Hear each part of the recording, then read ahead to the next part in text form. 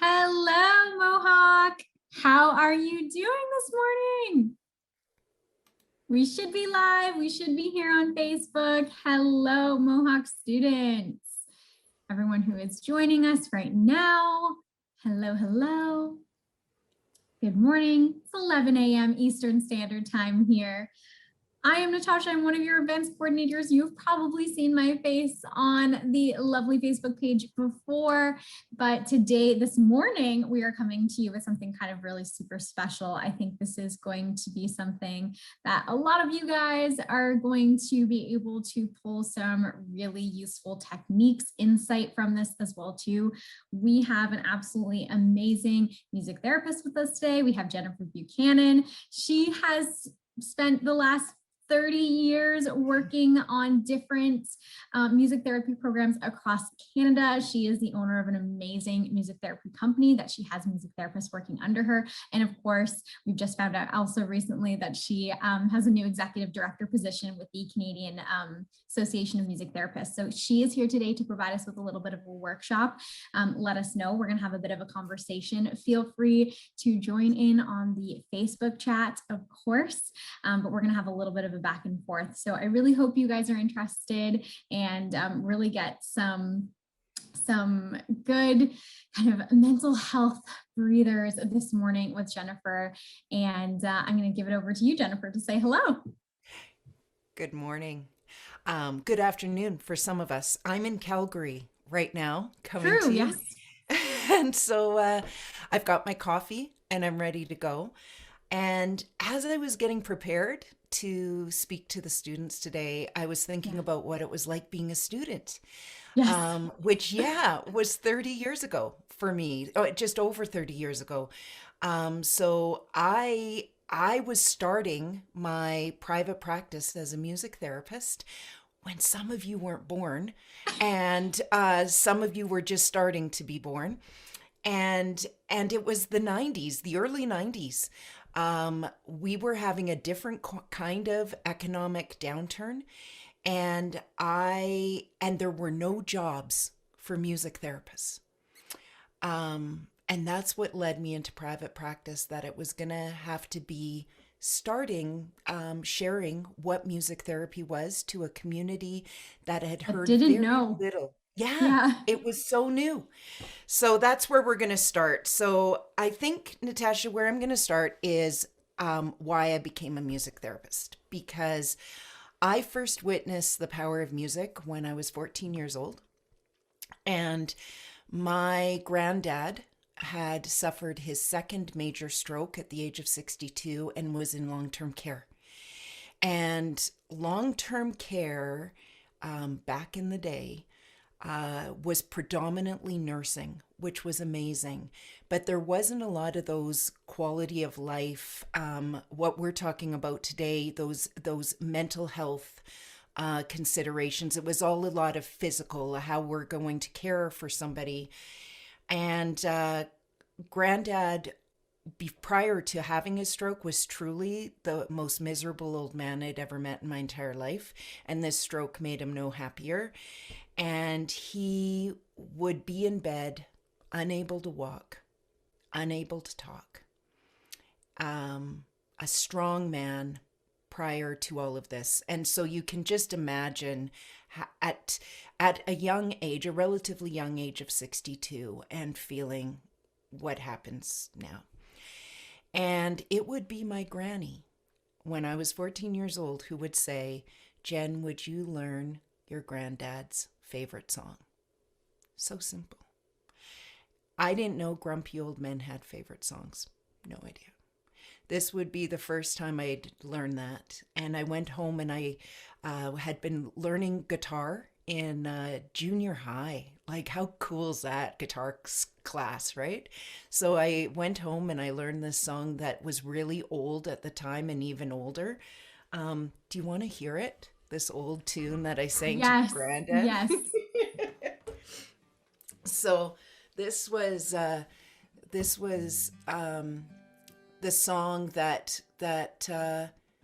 would ultimately tune in to me connecting with Granddad when he couldn't quite connect back. There'll be bluebirds over the white cliffs of Dover tomorrow. Just you wait and see. There'll be love and laughter and peace ever after tomorrow, when the world is free. Well, at 14, going to a long-term care home was not somewhere I was very used to going. And I don't know how many of us online today have been there, but there was the screaming lady. You may have heard of her before. And she would always scream every time that I would go see Granddad, and her screaming turned into really loud singing, and she walked right into the room, and Granny pulled up a chair right beside me. Right? And then there's the wandering guy, and I don't know, you may have met him too. He wanders a lot, and he walked right on in, and Granny pulled up the last chair in this little itty-bitty room, and he stopped, and he sat, and he listened. The shepherd will tend his sheep, the valley will bloom again, and Jimmy will go to sleep in his own little room again. There'll be blue birds over the white cliffs of Dover tomorrow. Just you wait and see.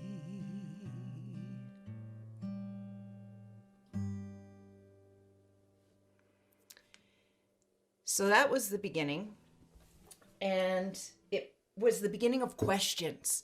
And I think as students, that's ultimately what it is. You have so many questions about why does this work, and what do I want to do, and where am I going? And even when you're in school, you're going, what am I doing, and where am I going, and all those questions. But the question that was answered in that moment for me is that interested me. This concept of, why did the screaming lady start to sing? Why did the wandering guy come in and sit down? And in my granddad's case, the most grumpy old man I'd ever known in my life, he started to cry. And he would actually reach out his one good hand so he could touch my hand. And that's the first time I remember connecting to Granddad. So why was that happening? I was a broody teenager. I thought it was really weird at the time, but I also thought it was interesting. And I was really fortunate over the next several years to learn about the profession of music therapy. And I was very fortunate to go into a program that continued to make me curious and think. And now, 30 years later, I'm still curious and I'm still learning all about it. So that's where we begin, Natasha. Yes, absolutely. And thank you so much for sharing that, especially at a time where I think everyone is extremely aware of kind of maybe the situation going on in a lot of our nursing homes right now. And I'm sure a lot of our students who can't go see grandparents or loved ones right now. Right. So that's interesting that your story begins there, and it's relevant back in our time now as well, too. Right. Yeah, and I know our hearts are there, and maybe something bigger, Natasha, around this whole concept of putting a brighter light on top of places like long-term care, and what are some ways that we can continue to improve quality of life and just ways of being, because our life does not end at 85 unless it ends. You know, it can go till 95. And what do we want this for ourselves and our loved ones as we get there? Yeah. Yeah. Very good. Okay. So I thought I'd put a couple of exercises together that we can do. And people can write in the chat box if they want to some of their answers on this. And of course, you can also just begin to reflect and think about it in your own life. But my very first question is, I want you to think about all the music you're currently listening to right now. And your music choices may have changed over this last year, maybe. For different reasons. Maybe it's new music coming out, or perhaps just your feelings have shifted. And so I want you to think about and let some of that music roll in your mind. And I'm going to screen share with that exact question that I want you to ask yourself. And I just want you to think about how you're currently using music in your life, but more importantly, this second, what music it is you're listening to. And the reason I'm asking you that question is because I want you to write out or type out 3 words that you feel describes your music right now. And I'm just because I know we're saturated with schoolwork, occasionally we forget what an adjective is. So I like to help out. So I've put a few of those up here and just some ideas as to how maybe you would define your music. And I just want you to use 3 words, no more than that. And you can just put it in the chat box. Natasha, I'm going to come to you and ask you to tell me what 3 words maybe it is for you. If you were describing, you don't have to tell us what the music is, but just the 3 words. Yeah, right off the bat. Thank you so much. These definitely help bring my thoughts together, which is great. When you prompted the question, I was thinking, okay, what am I listening to? What does it mean? And right off the bat, for me, I am listening to things right now that are high energy, that are exciting, and that are kind of upbeat and quirky. Those stuck out for me for sure. Good. And to give you context, a lot of it is, well, I'm stuck at home, so I'm going to clean up my space. I'm going to put on some music, clean up my workspace, clean up my room, get ready for my next meeting, get ready for my next activity, whatever it is. I'm about to. So those are the types of things that I'm listening to right now. Beautiful. Okay, so just those 3 words one more time: upbeat, little quirky, and high energy. High energy. So what if music is as personal as we know it to be? And the science out there really also supports this. It's so personal. Then perhaps either those 3 words that you use to describe the music that you listen to lately describe who you are or who you aspire to be in the moment or forever. That may be what those 3 words are. And that's how closely connected we are. We can define our music, the feelings we get with our music, the characteristics of our music, and self-identify with that. Either who we are or who we aspire to be. Now, is that hard science and exact science? No. There's still so much that we're learning. But it's the beginning of a talking point. We have book clubs. We have lots of meeting clubs. We don't actually talk about the feelings behind our music club and why we're choosing what we're choosing and sharing it with our peers. It's something we could do. It's something we could begin to integrate more often into our lives. Okay, let's go into some of the hard science. Oh my goodness, music is everywhere. Now I know this is little itty bitty text, but the whole point is music's everywhere. It's everywhere in our lives. And as soon as the pandemic hit, did you see everybody singing from the rooftops in Italy? It was amazing. Those were incredible videos. Yeah. Amazing. And the choirs, right? You know, all the little blocks of choirs singing together. So, so we had so much knowledge about how music is everywhere, but it's also everywhere in the brain. Unlike speech, which is more or less in just one area of the brain, movements in our motor area. Music is this really unique, has this unique functionality of being a global brain process. And that's why when we may have sustained some form of injury to the brain, we can still access music in some way, and music can continue to help us and support us. So basically, all I wanted to share with this slide is music's everywhere. What I would like to focus on is the amygdala today. So I don't know, some of you science majors are so going to know this, but this is ultimately that when triggered, that place of the brain is where you want to flee, you want to fight, you want to freeze. You know, when you're slowly rocking in your bed watching Netflix and eating cheesies moment? That's when the amygdala has been triggered. And I know we've all been there over this last year. I certainly have been, with like sometimes big tears coming down my face, right?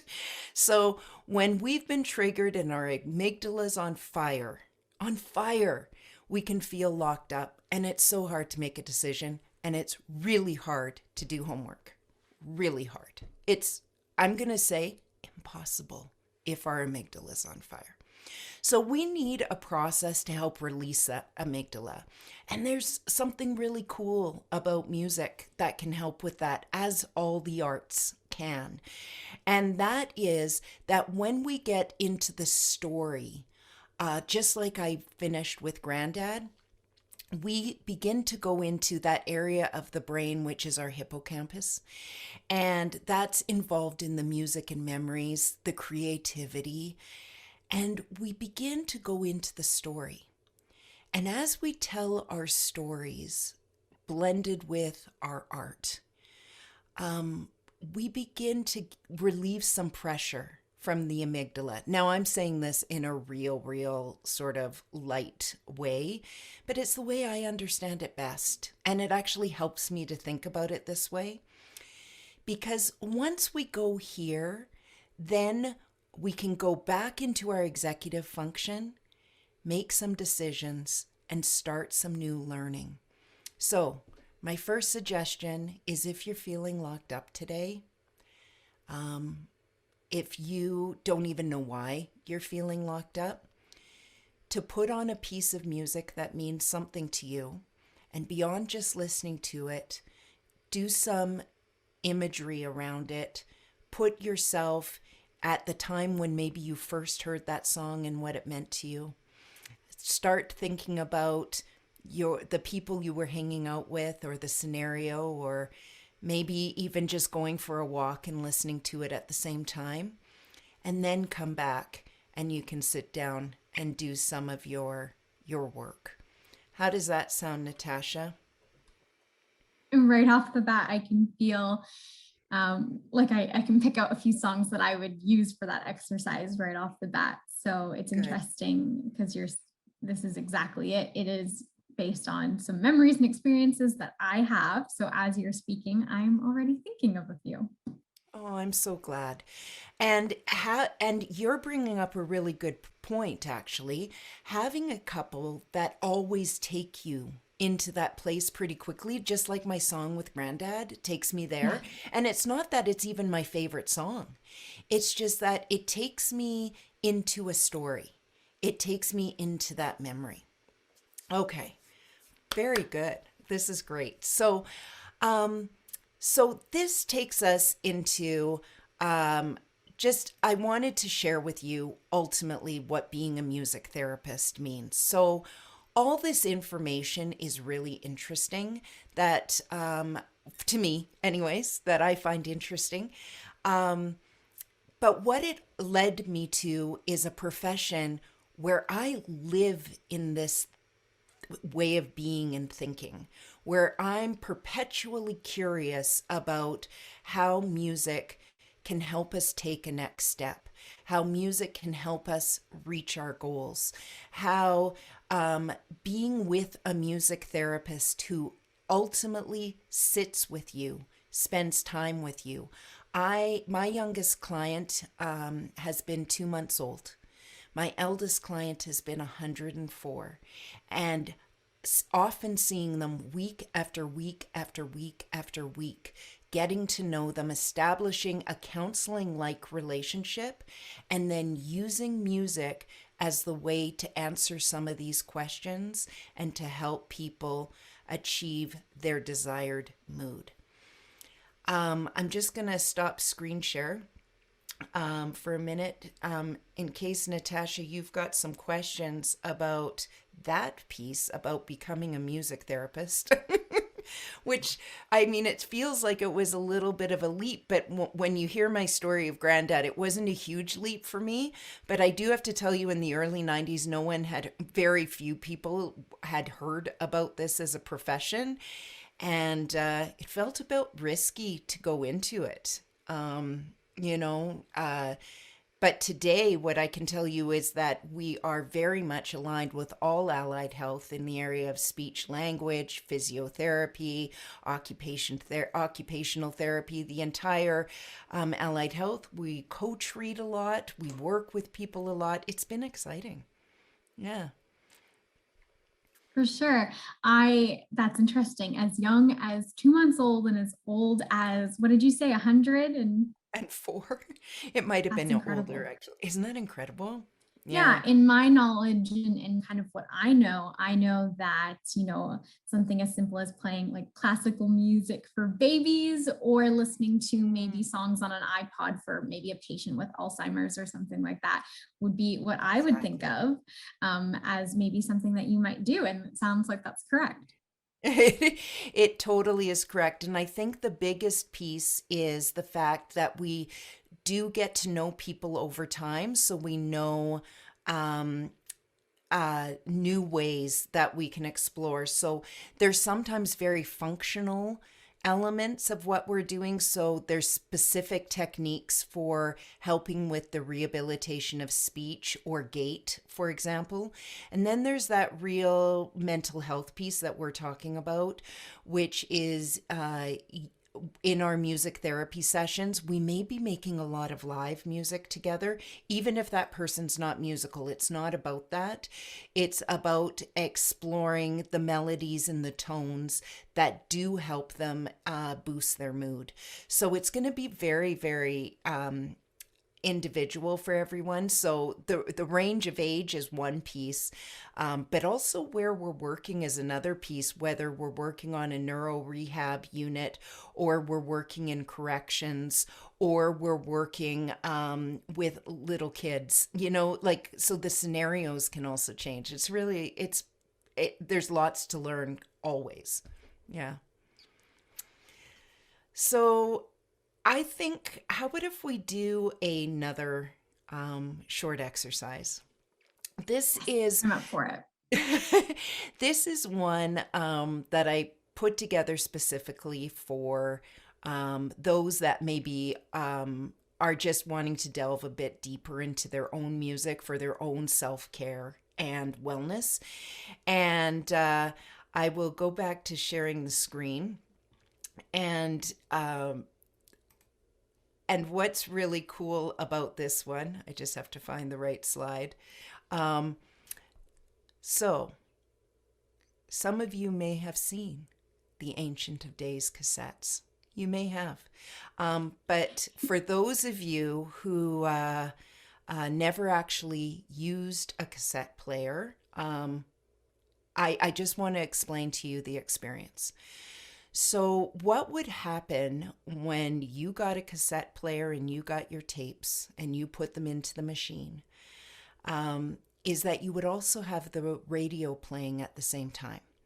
That's where you were getting your music. There was no live streaming. There was no computers. The radio was where we would first hear our music before it came into our house in the sign of a cassette or vinyl or something.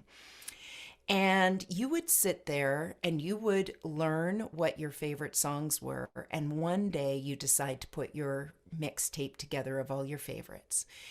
And the trick was that you had to listen to the radio for a really, really long time, and you'd hear the announcer coming up with the upcoming tune that was coming on, and you had to have your thumbs perfectly positioned to hit play and record at exactly the same time. And if you missed it, if you were slightly off and you hit play and you forgot to press record at the same time, then all of a sudden you would have to wait till that song came back because you'd blow it.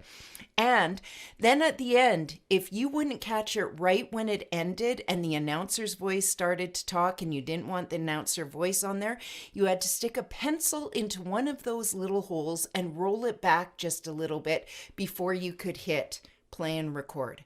I am just sharing this with you so you know the level of skill it takes to put approximately 20 songs on a mixtape that you are putting together for your best friend at school.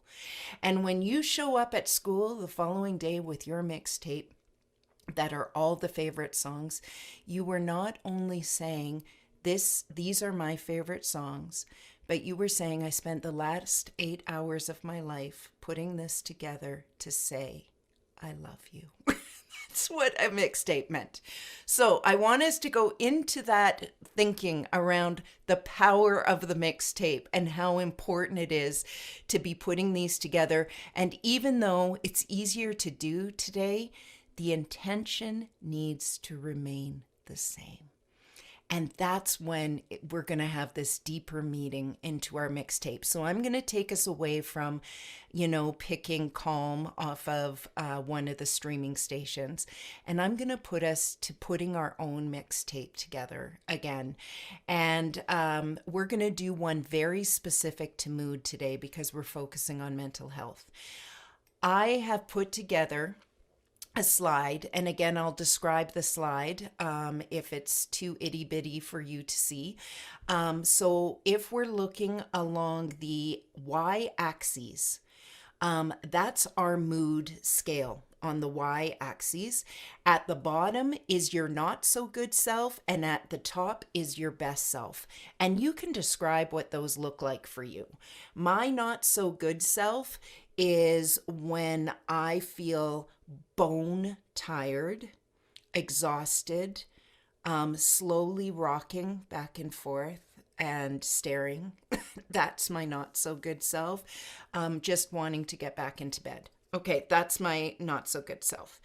My best self is hugely productive, motivated, feeling really presentation ready like I am this second. This is so good for me to be with you today. So you can describe that. On the bottom, your x-axis is when we're looking at your timeline to a typical day. And so you wake up, your mid-morning, your noontime, your mid-afternoon, your dinner time, and your bedtime.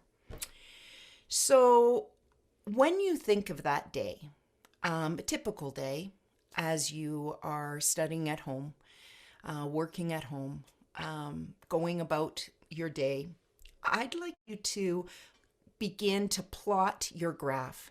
How do you feel throughout the day? And on my graph, you quickly see that my wake up, mid-morning, and noon are pretty high. I'm at my best self. This is my time. I am a defined, self-identified morning person. That's me.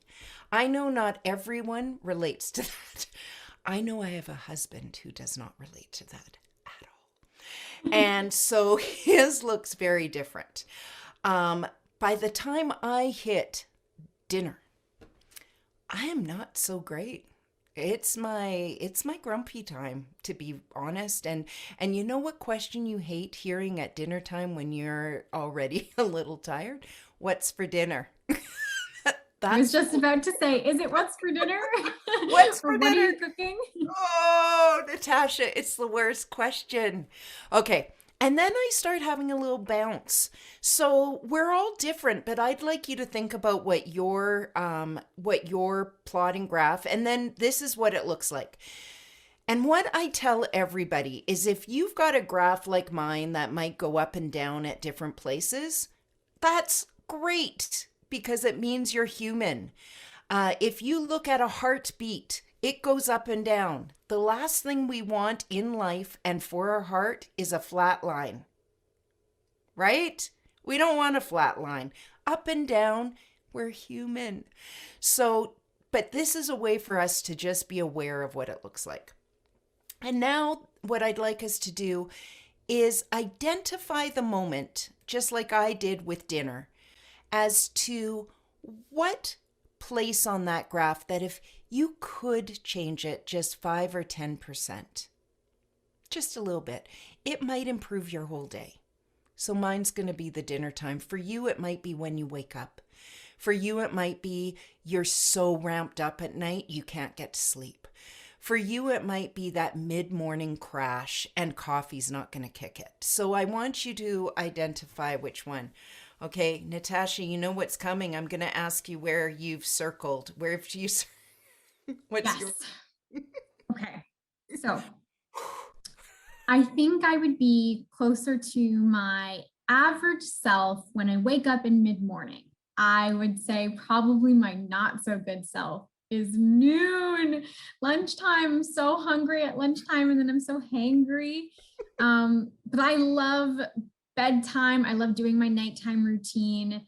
And that's usually when I get to calm down, do a face mask, relax. That's when I am listening to my music or watching my TV shows. So I think my graph is maybe a little bit different than yours, although I'm not a morning person, but I do okay in the mornings. I do okay. But I'd have to say midday is when I am definitely my not so good self. And I think this is such a reminder to us that there are so many ways we're different. But the concepts of what our needs are, they may be at different times of day, but they exist in all of us somewhere. You know, our needs and our celebrations. And I appreciate so much. Like I said, I've married someone where wake up is the my not so good self. I don't relate to that one bit, but I've really learned to know how to navigate myself as we're living together even more, as we're working from home, and appreciating that we have to learn how to function during our best times, be our most productive then, and give ourselves a bit of a break and be gentle when we're at our lowest times. I really love hearing, Natasha, how you've got a evening routine and that you love it. Yes, that is sometimes that I look forward to. I'm looking at our chat as well too, and a lot of people are saying they are definitely not morning people. So we are commiserating no a judgment little. of the morning people, no judgment. No, I think we're all in awe of those who can wake up and get ready. But for me, I feel exactly what I feel at bedtime is probably what you feel in the morning. It's a chance. Exactly. A chance that you're excited for. So I look Right? forward to that time, and you look forward to when you wake up. You get to start your day. So I can understand So how great. yeah. So for now, though, I want us to consider that place where we want to feel 10% better. Natasha, did you identify the place where it could either go up higher or lower? And the reason I say that, for some Yes. people, they might get too high right before bed and they want to come down a bit. Yes. Where's your 10% change you want to see? I would say in the mid-afternoon.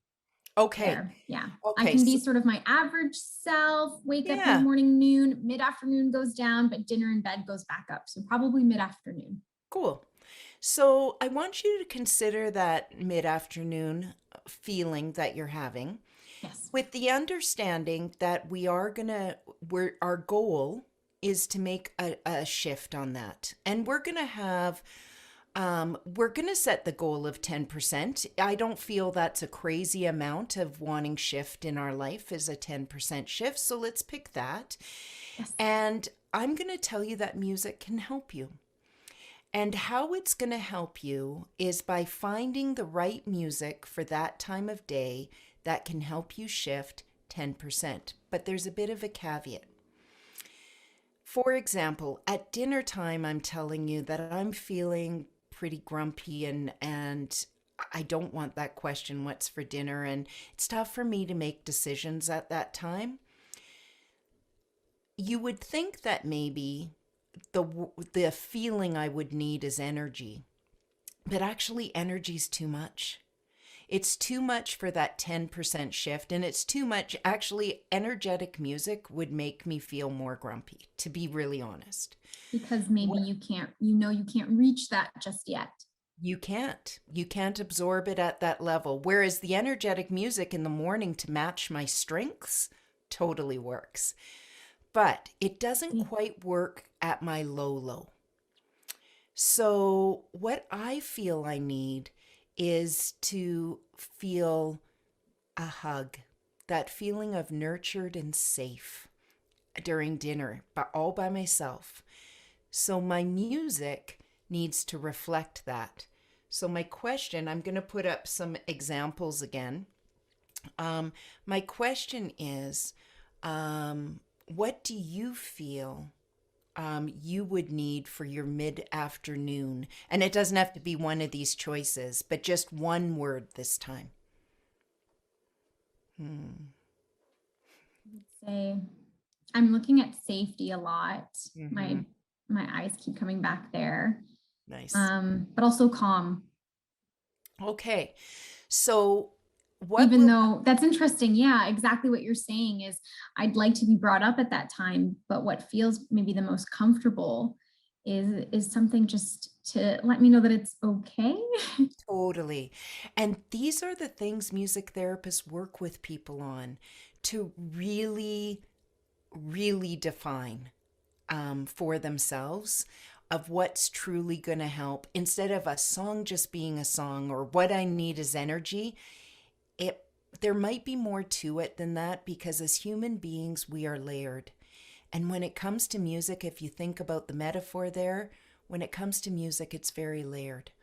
And so we're trying to match this to help that ultimate goal to adjust your mood at the moment you need it adjusted so you can take your next best step, whatever you define that to be. So even if, let's just say you and I have both chosen safety at slightly different times of day. So let's hold on to that word. The music that you and I define as safety are also going to be very different and personal for both of us. Some of that's generational, but some of that might just be tempo preferences or tone preferences. But the ultimate aim of you and I picking a playlist that makes us feel safe is what we need when we're at our low. And I bet you there's others that are going to agree with us, even though safety seems like such a weird title for a mixtape, which is what we're going to put together. So this is our homework, everybody. I'm sorry to add to your load. No, that's okay. Our chat is also giving us their options too. They've selected ease and inspiration. So our chat is also participating and kind of thinking at what they might need during their low points. Fantastic. Oh, I'm so glad. Okay, everybody, this is your homework.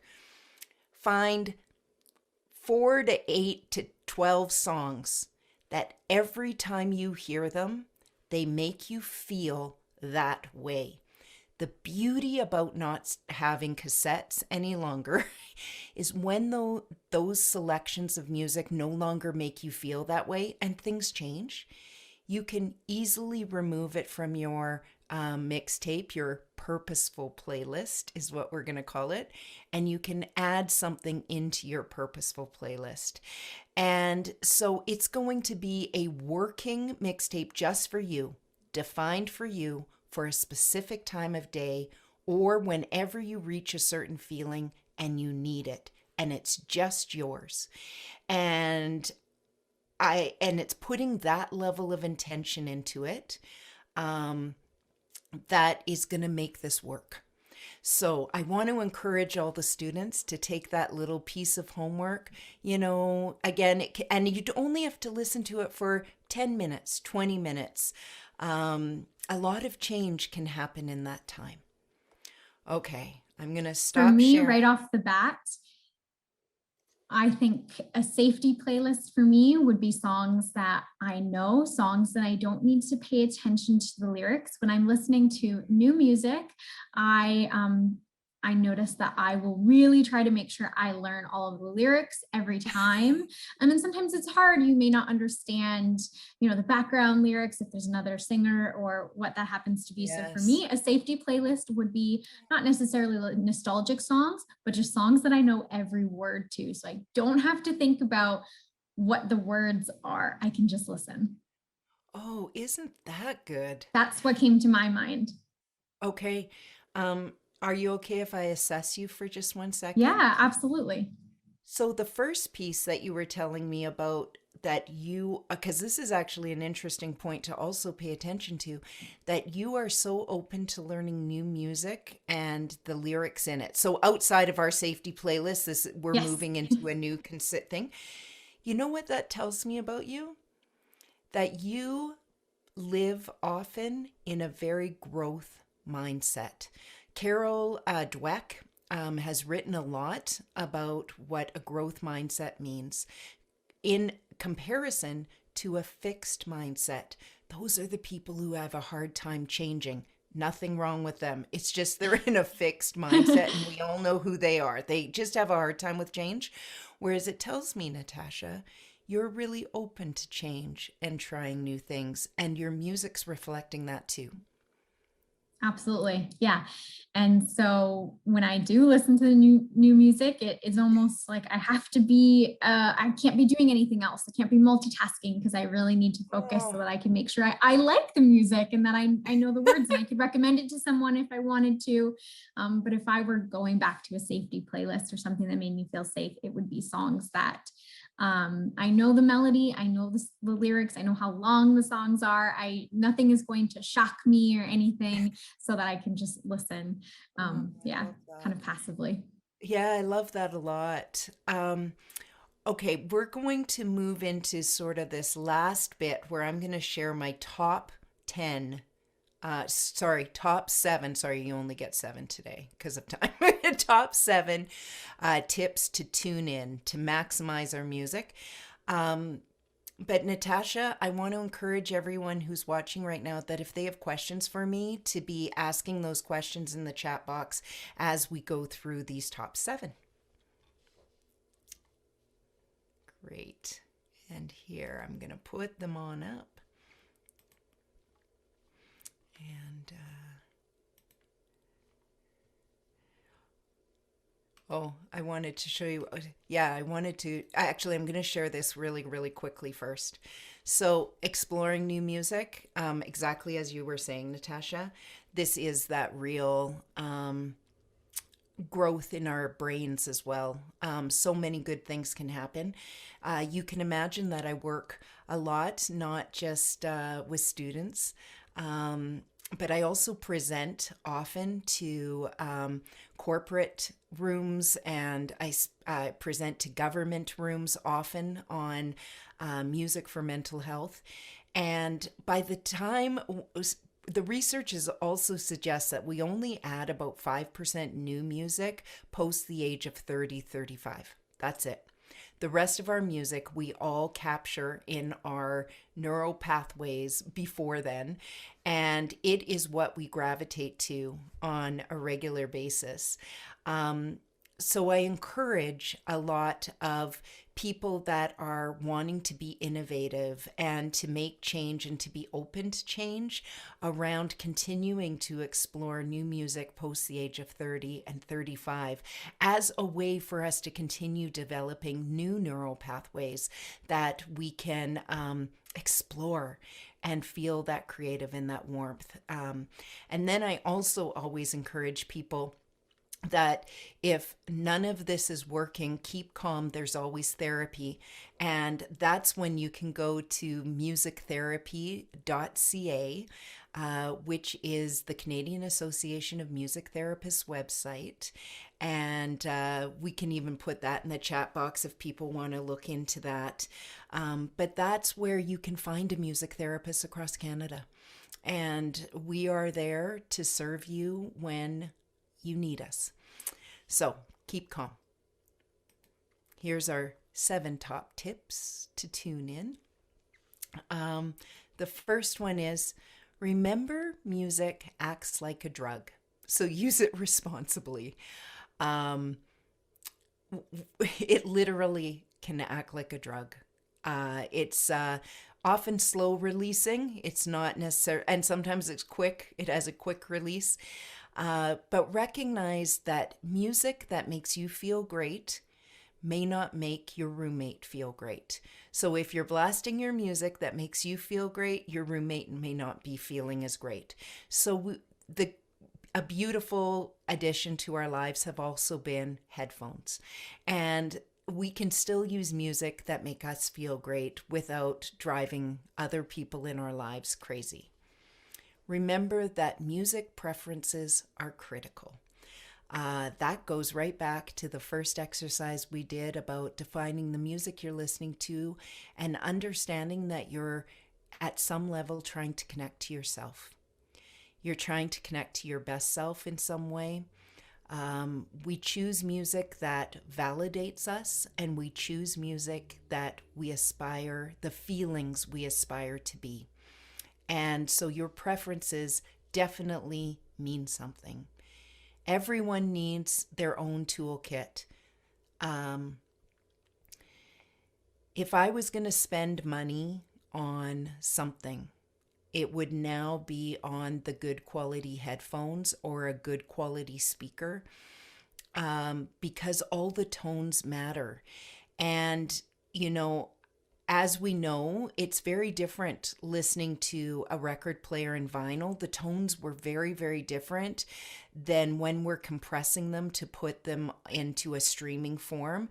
And so you want to be able to now still capture all of the overtones and essences as much as we can of the music.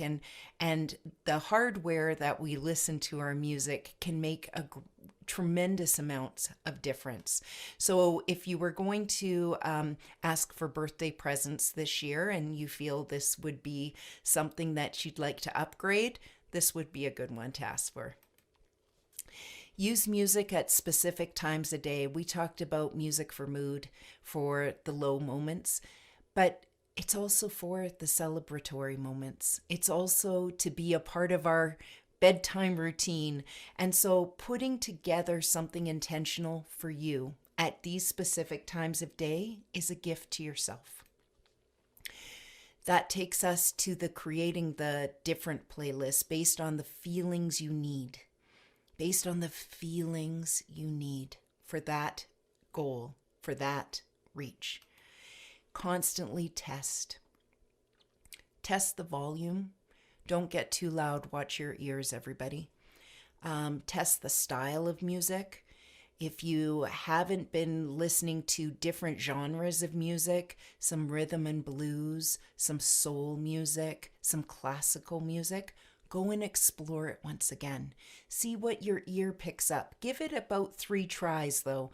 It might not pick it up the first time, but keep trying some new things. And remember the value of silence. Music ultimately is a blend of sound and silence. Both are incredibly important, and we need to have those pieces. And of course, keep calm. There's always therapy. Thank you so, so much, Jennifer. We do actually have a quick question here as well, too. What specific type of music might help with stress and or anxiety? So maybe this will be another question that we come down to a personal aspect, or maybe this is, I don't know, a beats per minute kind of thing. Yeah. No, and it's actually both of that. I would say, and it's also might be a toned thing as well. Okay. So the answer more is that we do feel stress and anxiety at different levels, all of us.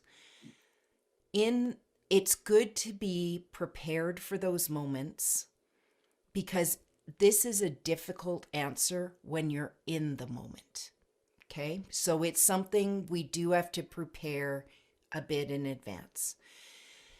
So give yourself a second to imagine what you do feel like when you have that crushing stress going into anxiety. And I am sorry for those that are feeling the crushing anxiety.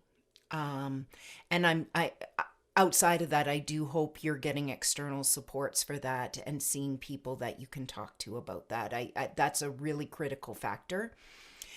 But in the preparation of maybe when you know you're going into it, you're exhibiting some of the behaviors and you know it's coming. You know it's coming. The cloud is coming. That would be a great time to explore music as your self-care support and to have that playlist that does make you feel soothed and comforted.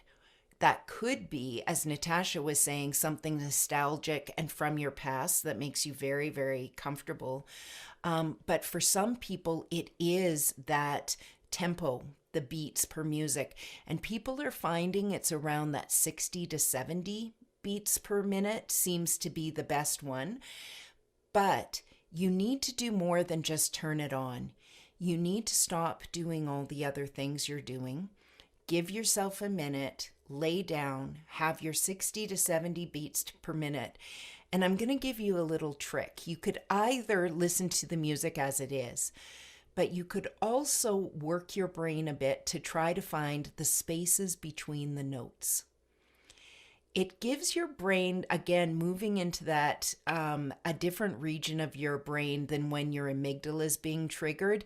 Now you're into a figuring out mode, which is going to, again, help you get to that executive functioning so you can make a decision.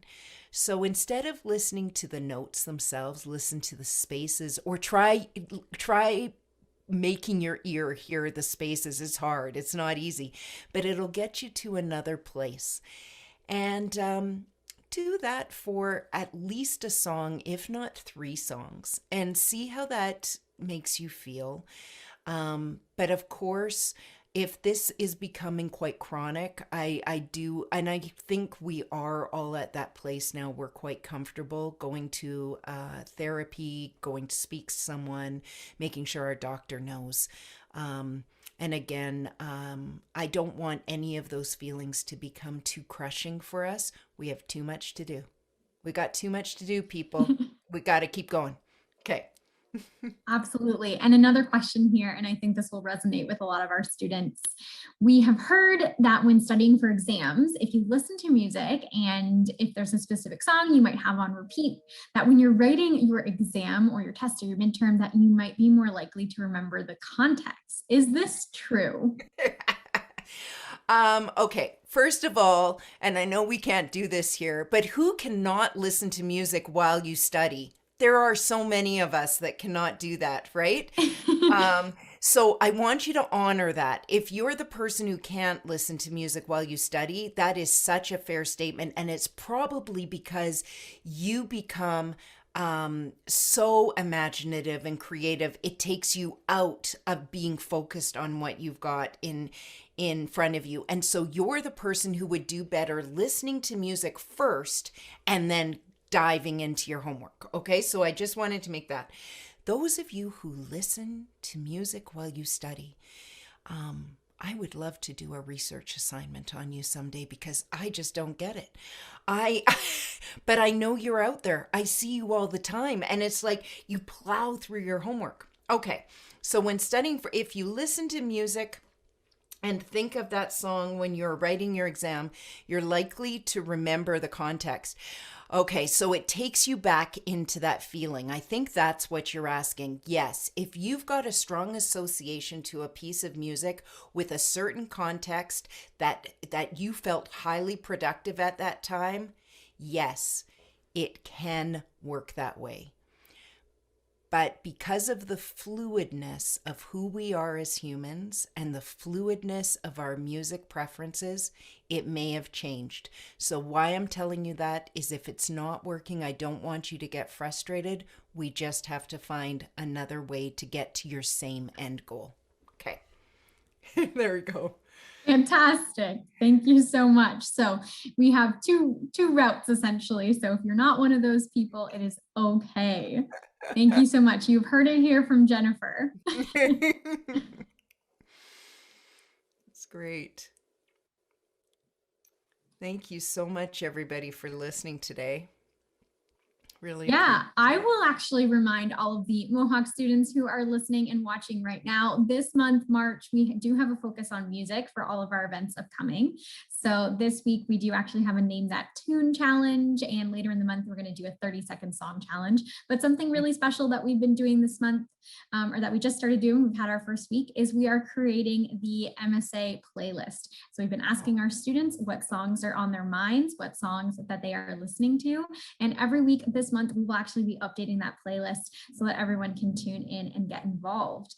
So that's something that we're doing this month. And now chatting with Jennifer, I feel so excited that we've been able to put together this playlist so far with everybody's songs that are meaningful to them, that are just fun and silly. And by the end of the month, we should have a fully formed playlist. Oh, that's really exciting. And on top of that, it is Music Therapy Awareness Month across Canada. So for March. So this is perfect. And if anyone's interested to follow us on social media, the Canadian Association of Music Therapists is on Twitter, Instagram, LinkedIn, Facebook, of course, and we would love to have you join us there. And we're doing a campaign on look for the MTA, which is our certification. So if you're looking for a music therapist, you look for the MTA in the certification.